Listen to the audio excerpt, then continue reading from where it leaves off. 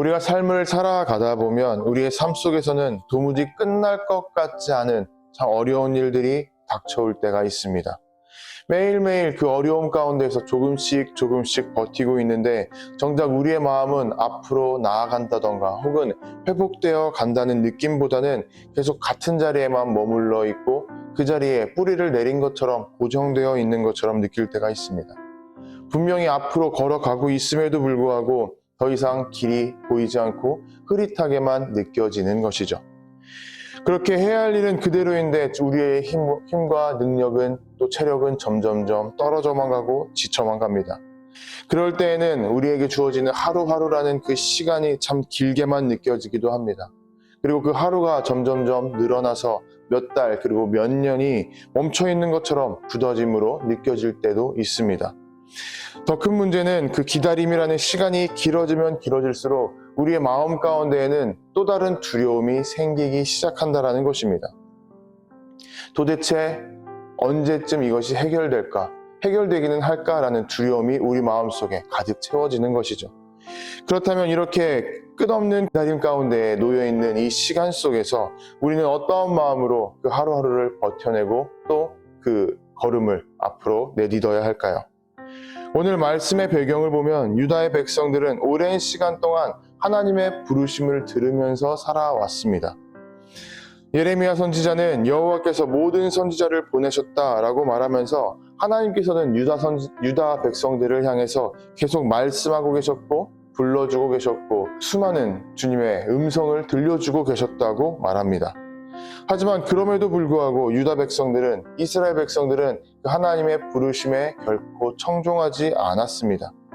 백성들은 하나님께 마음을 열지 않았고 항상 자신들의 삶이 있는 자신들의 익숙한 자리로 돌아갔고 그리고 그 자리가 아무리 죄와 어둠이 가득하다 할지라도 주님의 말씀에 귀를 기울이기보다는 그 자신들의 어둠 속으로만 돌아갔다는 사실입니다. 하나님께서는 백성들을 향해서 돌이킬 수 있는 기회를 여러 번이나 주셨지만 백성들은 말씀을 들으려 하지 않았고 그리고 결국 그 마음이 하나님께서 주시는 기회를 수도 없이 지나가게 만들고 말았습니다. 그 결과가 결국 70년 동안 이루어진 포로 생활이었습니다. 70년은 한 세대, 두 세대가 넘어가는 긴 시간입니다. 하지만 하나님께서는 그 시간을 그냥 말씀을 듣지 않은 백성들이 벌을 받아라 라는 마음으로 버려두시거나 외면하지 않으셨습니다. 그러한 긴 시간 속에서도 하나님께서는 백성들을 향해서 회복의 마음, 회복의 시간을 준비하고 계셨습니다. 예레미야 29장 10절에는 70년이 차면 너희를 돌아오겠다라고 약속하고 계십니다. 그 70년이라는 시간 자체가 심판으로 인해서 완전히 멈춰버린 것이 아니라 다시 회복할 수 있는, 다시 시작할 수 있는 시간이었다라는 것입니다. 하나님께서는 말씀을 듣지 못했던 그 이스라엘 백성들의 마음 때문에 백성들이 지금 고통을 당하고 또 70년이라는 포로 생활을 통해서 모든 것들이 멈춰 있는 것처럼 느껴지는 그 시간 속에서도 다시 시작할 수 있고 다시 걸어갈 수 있고 다시 일어날 수 있는 그 자리를 준비하고 계셨다는 사실입니다. 그래서 우리가 길게 느껴지는 시간을 지난다 할지라도 하나님께서는 어디로 숨어 계시다던가 우리를 외면하고 계시지 않다는 것을 우리는 분명히 기억해야 됩니다. 하나님께서는 결코 멈춰서 계시지 않습니다. 우리는 멈춰서 있다고 느끼는 시간 속에서도 항상 우리가 걸어갈 길을 준비하고 계십니다. 말씀을 통해서 또한 우리에게 방향을 가르쳐주고 계시고 말씀을 통해서 우리의 걸음을 인도하고 계시며 우리가 걸음을 멈추지 않도록 지탱해 줄 능력을 더해주고 계시다는 사실입니다. 다시 말해서 우리가 주님의 말씀에 귀를 기울이고 그 말씀을 듣는 마음이 있을 때에 우리는 길이 열리는 것을 볼 수 있다는 것입니다. 오늘 예레미야서의 25장의 흐름 전체를 보면 하나님의 목적은 단순히 우리에게 징계를 주심이 아닙니다.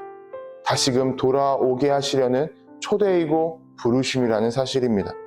그리고 그 부르심에 응답하는 사람들에게는 하나님께서 새로운 길을 열어준다고 분명히 기록하고 있습니다. 기다림이 길어진 사람에게 말씀은 다시 일어날 수 있는 힘과 능력이 되고 포기하고 싶어지는 순간에도 하나님의 약속은 걸음을 멈추지 않게 하는 그러한 능력이 된다는 것입니다. 여러분, 우리의 기다림은 하나님 없이 버틴 시간이 아닙니다. 하나님께서 길을 여신 자리를 향해서 우리가 계속 걸어나가는 과정입니다. 그래서 말씀을 듣지 않는다면 우리의 기다림이라는 시간은 길어질 것입니다. 하지만 우리가 주님의 부르심과 말씀에 귀를 기울이고 또 순종하기 시작한다면 그 시간 속에서 우리는 새로운 길을 바라볼 수 있고 또 그 길을 향해서 걸음을 내디딜 수 있을 것입니다.